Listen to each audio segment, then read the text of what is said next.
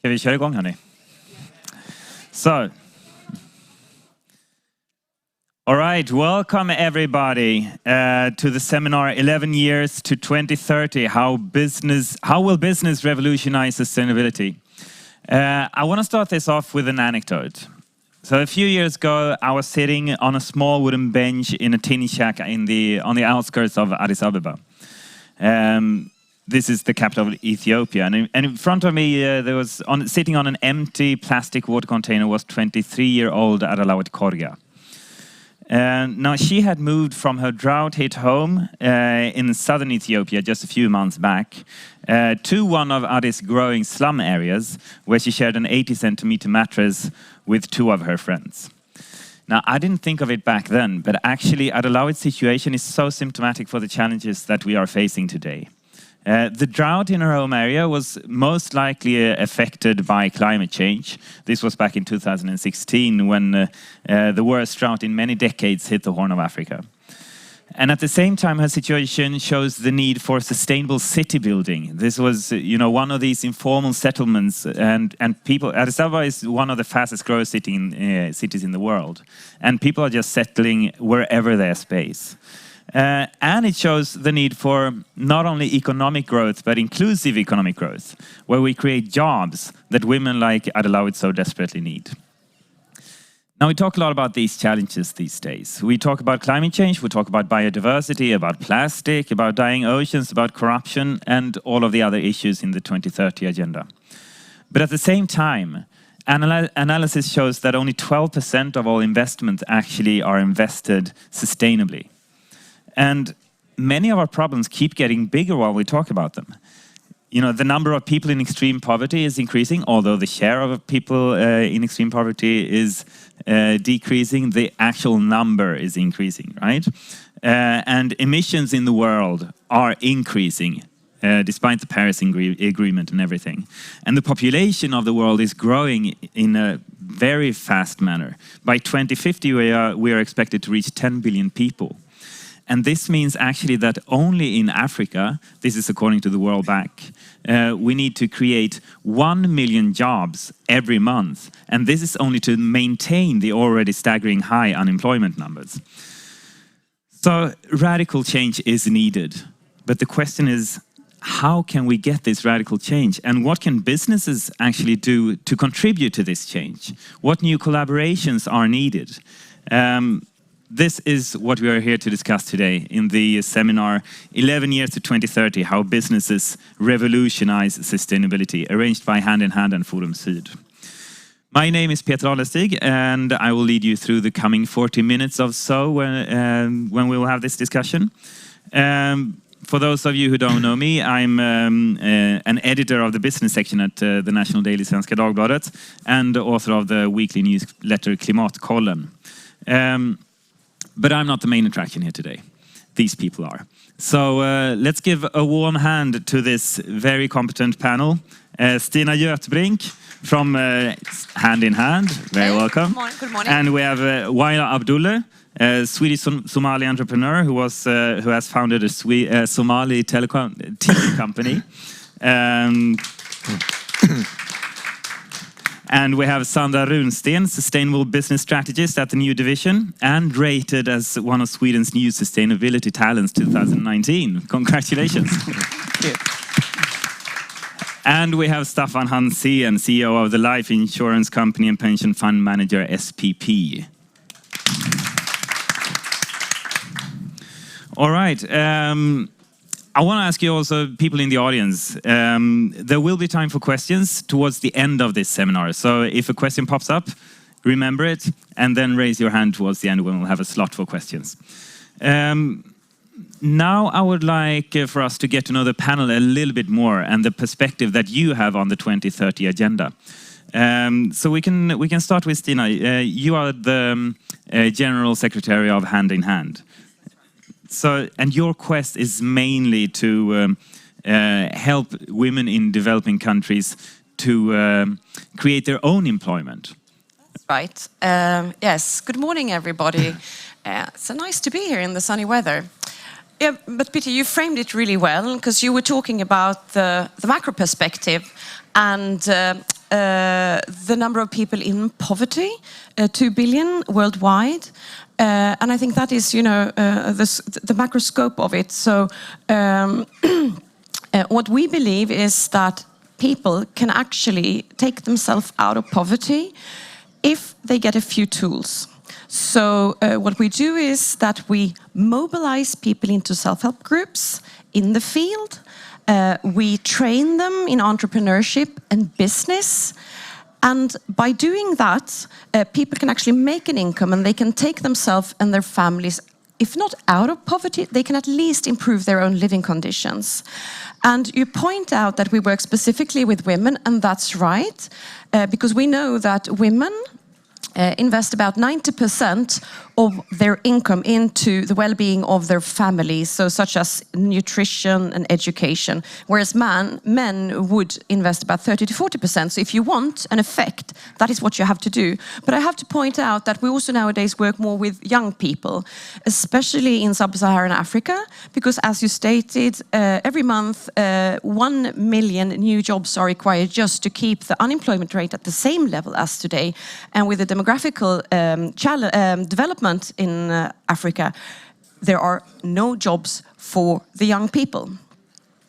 All right, we'll actually get back to why it's so important to invest in primarily women.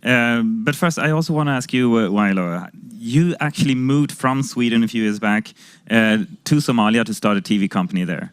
Why did you do this, and how has it gone? Good morning, everybody. I hope you can hear me. Right, I've moved from Sweden after 20 years, in 2011, 12.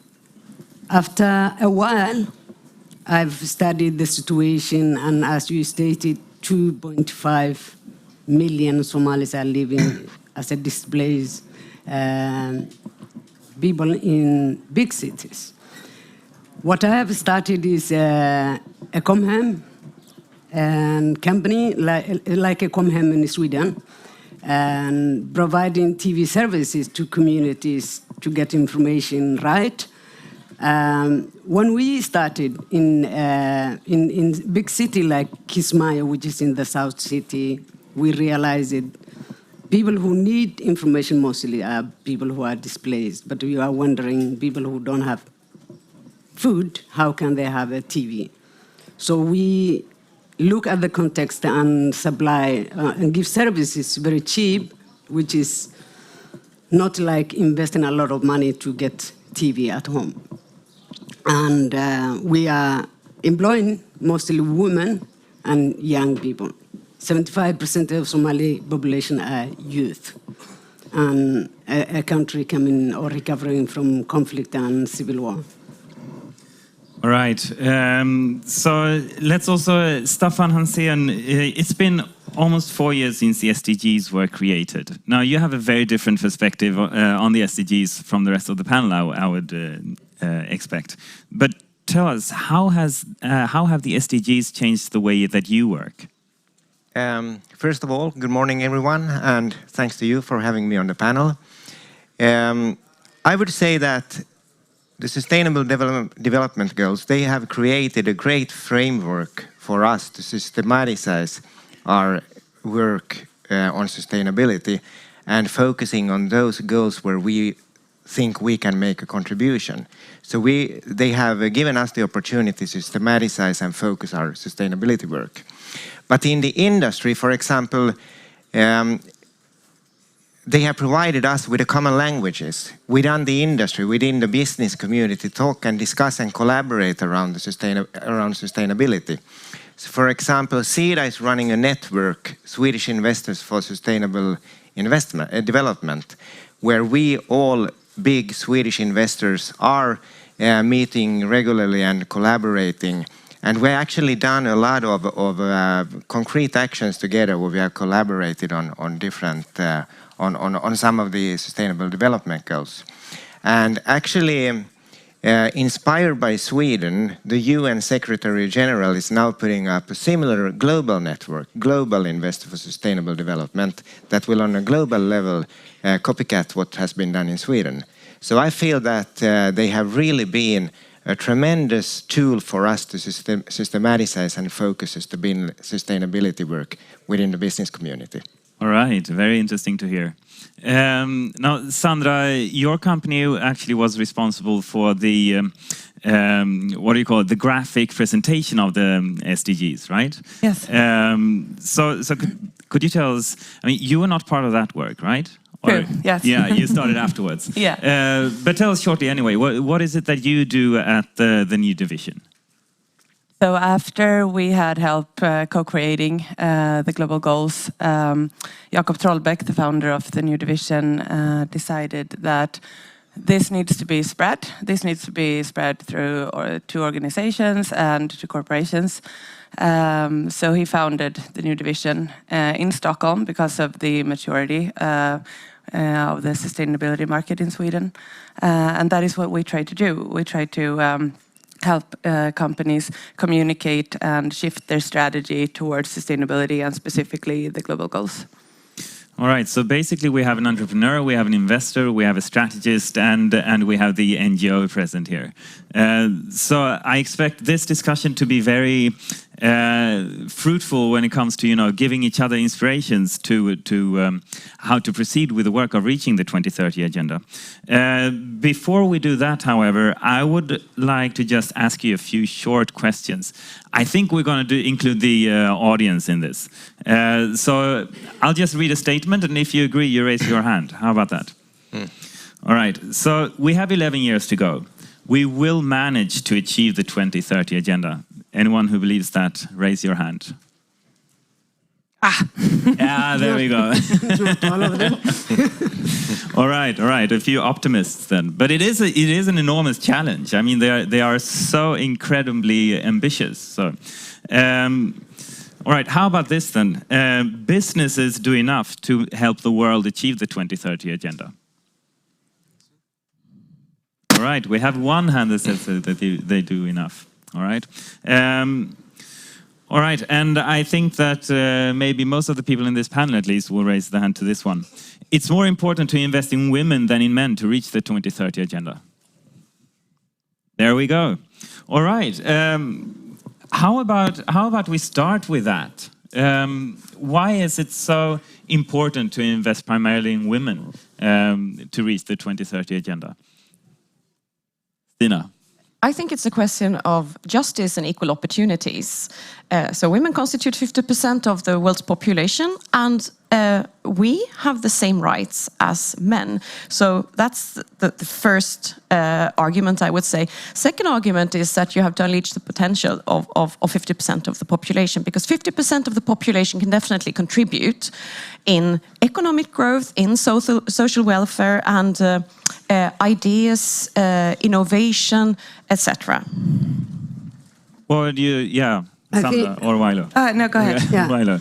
I think it's very important to see the reality where women are more in the population, and women doing business automatically work with an agenda, social development agenda by every day. And to invest women and to empower women in business automatically improves the social, economic, and other parts of the community. So women investment and women doing business, or increase women doing business, really realizes the social development agendas. And how does that work on the ground in Somalia? At the moment, there are some women doing big businesses in Somalia, although there are not many. But if we increase women doing in business and empower them to do business, you can see in everyday life where they invest the money they make. It makes a lot of it makes tangible changes in the community, and that is something we are working in our company. When we see young girls looking for job and they are not skilled in technology, and as much as young men, when we empower them to train them, to show them, they go and shadow the other people doing the business, you see they are catching up very quickly, and they are coming with other suggestions, like we can do improvement in the environment, we can do improvement in the system, in security, the safety of the community. And you can see they have the eyes, what's needed to be done, what's needed to be changed in the community. While young men are looking for, how can I make money? How can I improve my skills as an individual person?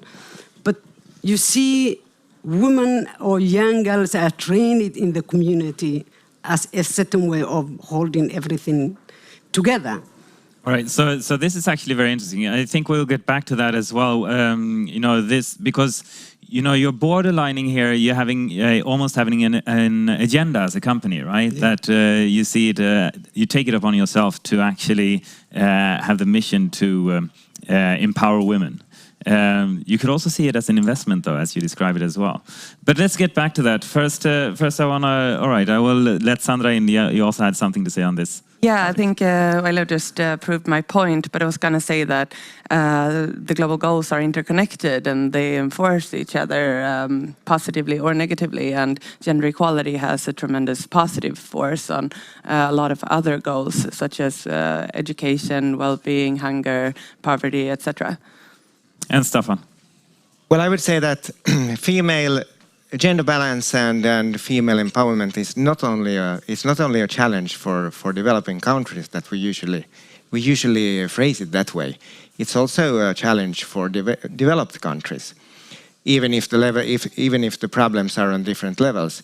But in order for us to credibly talk about gender balance and female empowerment, we need to see that also our own businesses in Sweden, we have gender balance within the businesses, both on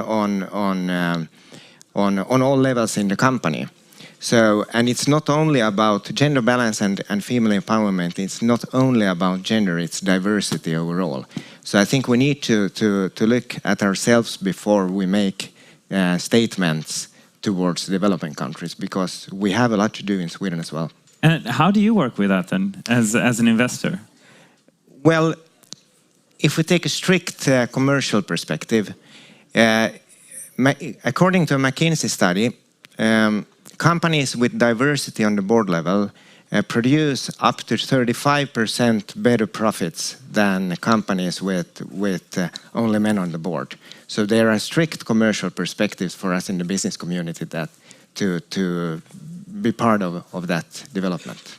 Why do you think that is, though? That diversity is actually also good for business? I don't think that a boardroom full of white, middle-aged men have the capacity to look out of the box. There needs to be diversity when you look at problems from different angles and perspectives. All right, I want to, before you get back to female empowerment, which I'm sure we will, I want you to shortly describe what is the main challenge when it comes to achieving the 2030 agenda in your daily work.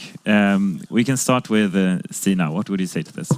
Actually, I think that one perspective and one thing that we have been struggling with for the last, let's say, decade, and maybe really approached seriously over the last maybe 5 years, is climate change and environmental degradation. I'll give you an example. So when the cyclone Idai struck the Mozambican coast, it also continued into eastern Zimbabwe, where we are present. And in eastern Zimbabwe, we are training a self-help group of women, and they were in the program while this happened. And the cyclone just struck, and the entire village was destroyed. And this kind of because if you have nowhere to live and you have no utensils, you cannot cook your food, there is no school for your children. How can you become an entrepreneur? Because your basic needs are not met. And every time we train or the women or the young people do their business, if something just comes and wipes out the achievements, it's not sustainable. So I would say that is the biggest challenge at the moment. Yeah, you actually also mentioned before, when we talked before this seminar, something that I found very interesting, how actually climate change is also made people not being able to build a roof on their house. Can you connect the dots between those two? Absolutely. So I was in Zimbabwe about 3 weeks ago, and this was in the southern part of Zimbabwe. Very dry, very sad. Big parts of the population, especially the men and the young people, have gone off to South Africa or they have died in AIDS. So we were in this kind of community, it's hardly a village, and this is very remote. But we have a self-help group there of ladies maybe in their 50s, and they had been training and they were now doing business. So they were growing crops, they were trading with goods from South Africa, and small-scale businesses. And they had decided to construct a market stall where they could actually, have a hub for their resale. And so there were walls up to here, but no roof. So the building wasn't complete, but all the material was there in place. And then, so we asked, so what has happened? Why isn't the building already done? You have everything. So they said, well, the builder took off. Okay, but you have, why, could you call him back, or you can contract another builder? And they say, we're actually getting quite stressed here because within a few weeks' time, we will not have enough water to mix the concrete. So this is actually a question of weeks where the scarcity of water actually stops these women from finishing their building, and it's very hard to see because from outside you cannot understand that it's so close, and it's such a fine line. So to me, that was an eye-opener. So basically what I'm hearing here is that climate change is one of these challenges that actually, we don't only have to mitigate it through investments, but it's actually the worse it gets, the more difficult it gets to create these employments, to create these opportunities that are so desperately needed. Anybody want to jump in? I would like to go back to the way the gentleman put it in commercial and women in business. The example we realized it in Horeal Cable TV 2018, we increased the employees, 5 women to be employed among the staff. And our goal was to the staff to get households to get our services. We had 1,400 households in 2017 and 18 when we added 5 young girls. We could see the flow of the households getting the service, and we asked ourselves, how come we didn't increase as much as 2017?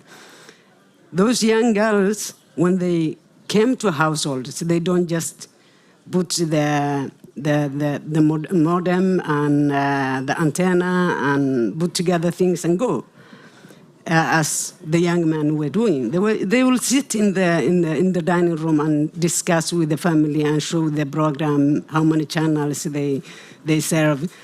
And that connection and that discussion created that we get more households interested to get the services.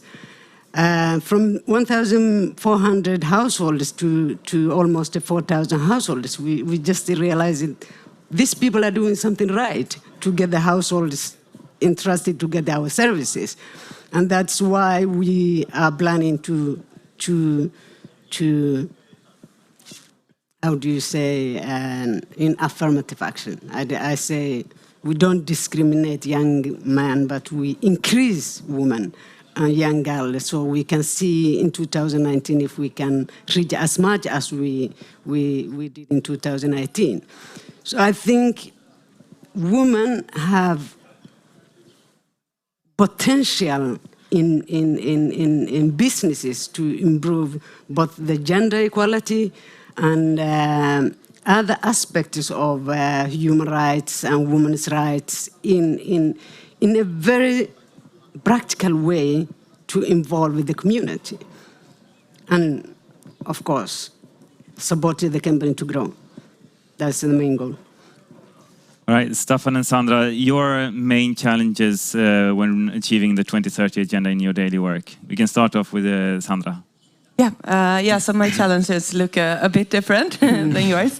And they consist mainly of companies being used to doing business as usual and doing CSR work on the side and acting a little good. And we try and be part of forcing them to actually being good, actually transforming their core business. And this is a major shift, of course. This is a shift as big as maybe industrialization or digitalization. And we don't really know what those solutions will look like for various industries. So that is, of course, the major challenge.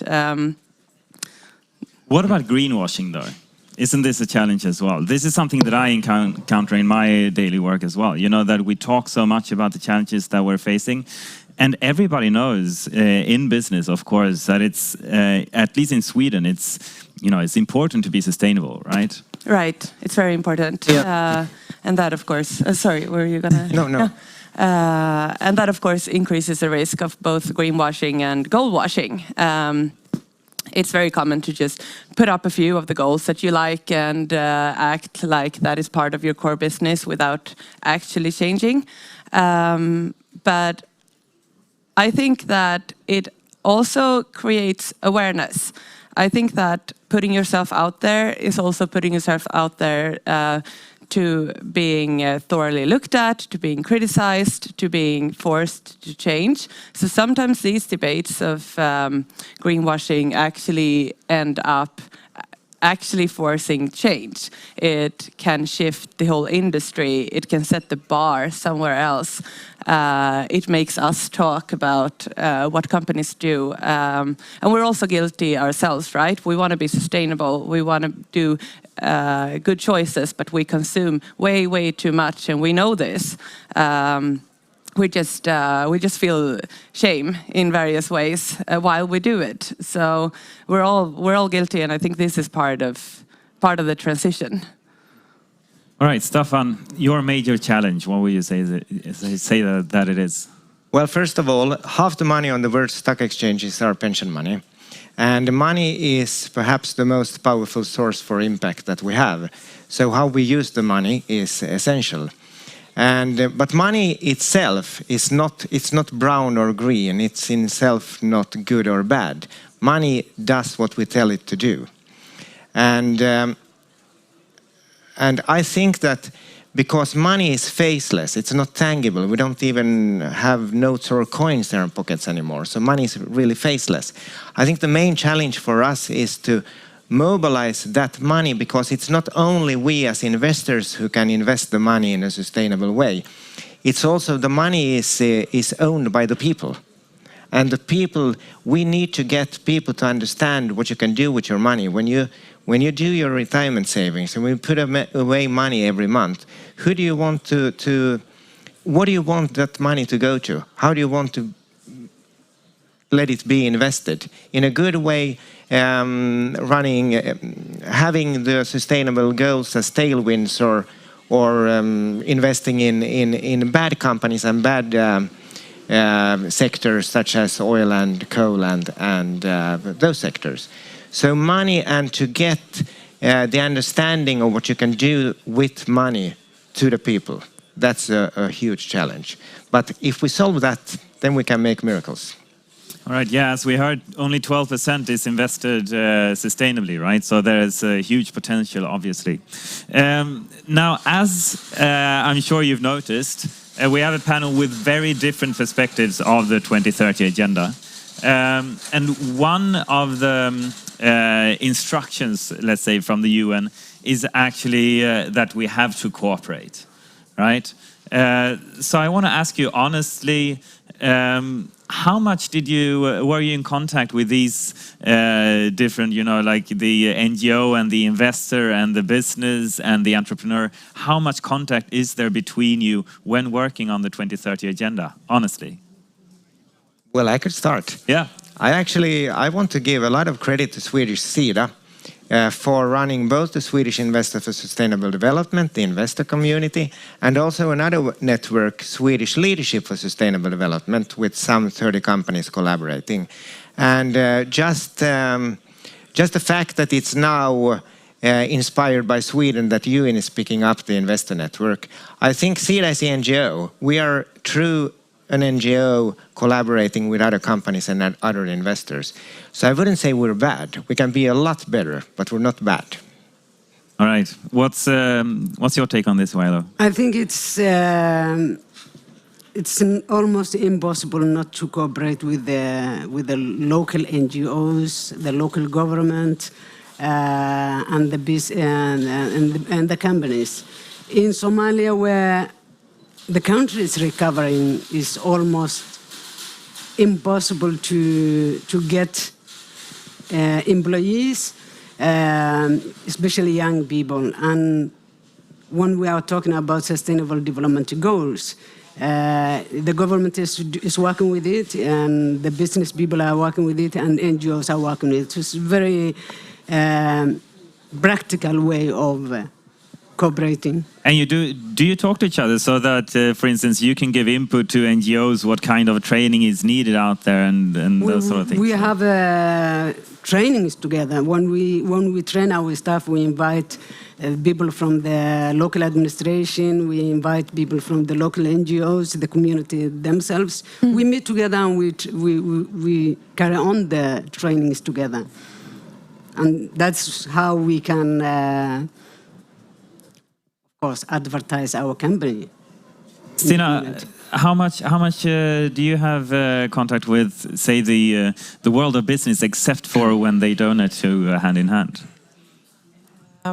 But I don't really understand why I should exclude the businesses that are donating to Hand in Hand, because that is my contact. Yeah. And I think that this is something that I noticed, that because we do receive a lot of funds from medium-sized companies, and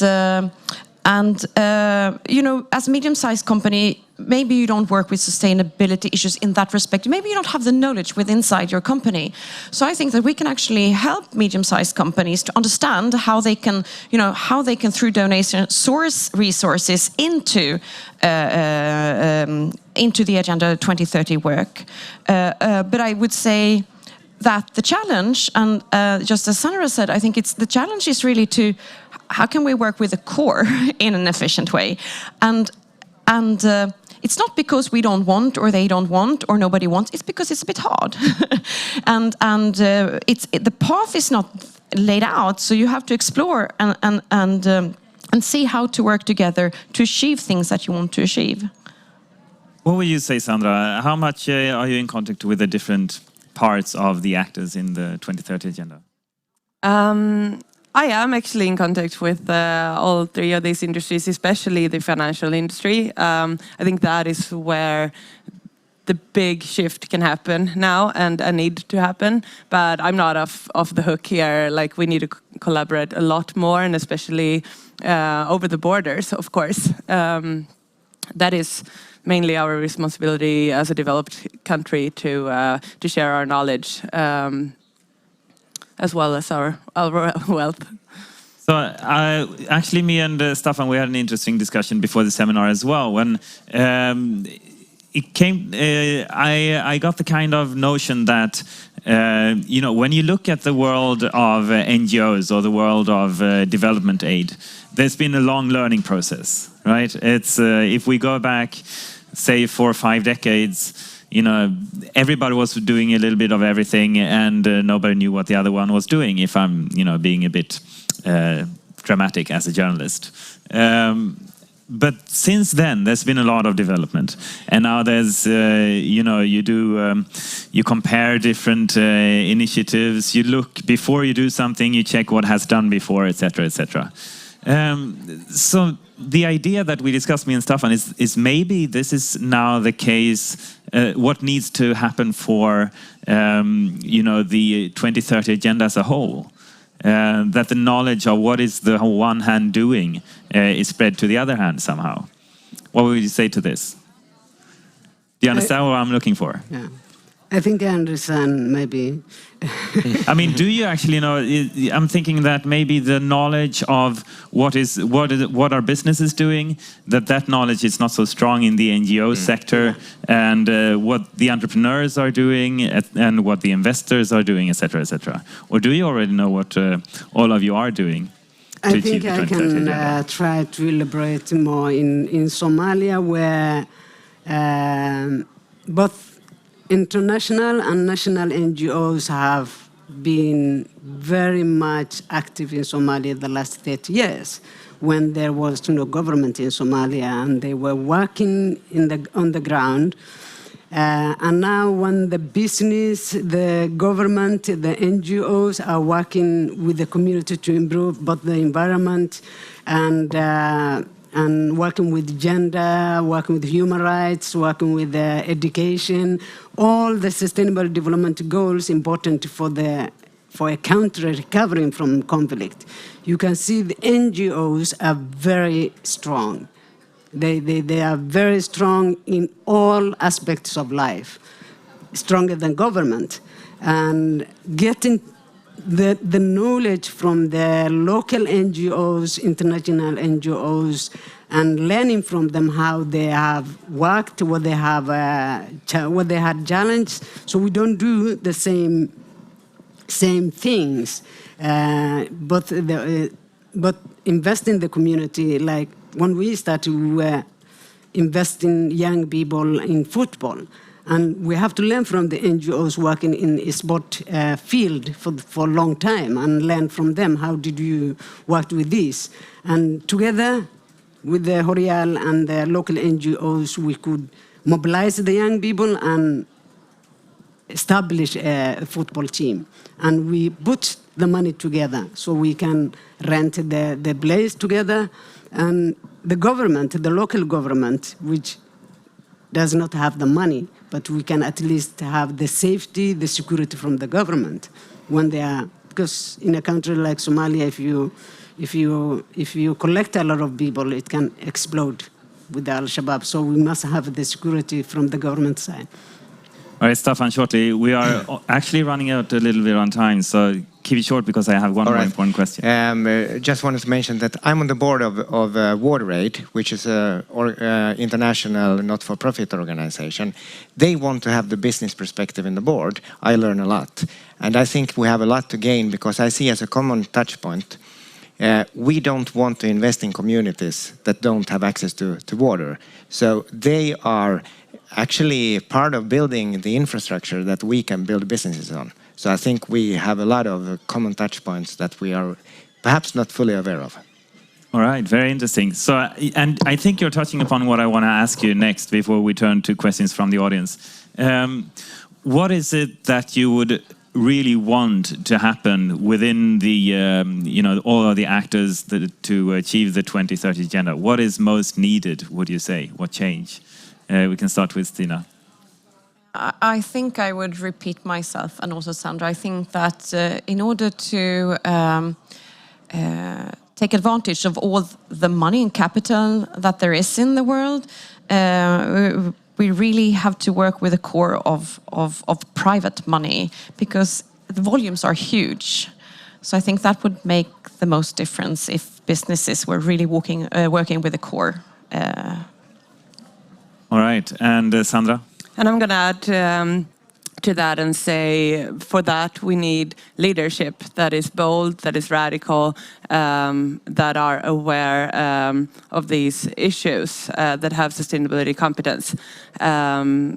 We see when we ask sustainability reporting companies in Sweden, what is the driving force for you to shift? Everyone, like the highest rank was to have leaders that are driving the force. It needs to be top down. Interesting, because there's actually one actor that is not on this stage, and that would be the actor, like the government, right? The state. Waila, what would you say? I think I agree with you. The leadership to shift the understanding of or creating a common understanding with the community and to commit to the Sustainable Development Goals in all levels to make a change. Staffan. Broad knowledge on what you can do to make a difference with your savings, because the potential there is so huge. So I'm going to turn to questions from the audience, but I want you to think about one thing while we do it, and that's one key takeaway from this seminar that you actually will move forward and work on when you leave this seminar, so that we can take something concrete with us from the stage. All right, questions from the audience. We have one back here. Thank you. Hi. I have a question about the role of regulation. So Sandra mentioned that there's a huge possibility for a major shift within the financial sector.